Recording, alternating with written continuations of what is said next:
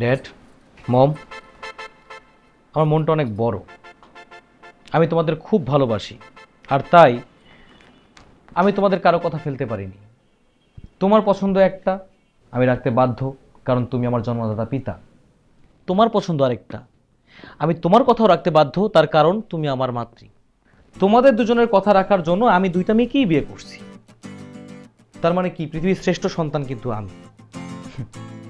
একটা বিষয় কি জানো, তোমরা দুজন যদি দুই গ্রহে না থাকতা, তাহলে বিয়ে কিন্তু আমার দুইটা হইতো না।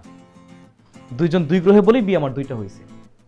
দুইজন যদি এক গ্রহে থাকতা, বিয়ে আমার একটাই হইতো। তবে আল্লাহ যা করে ভালোর জন্যই করে।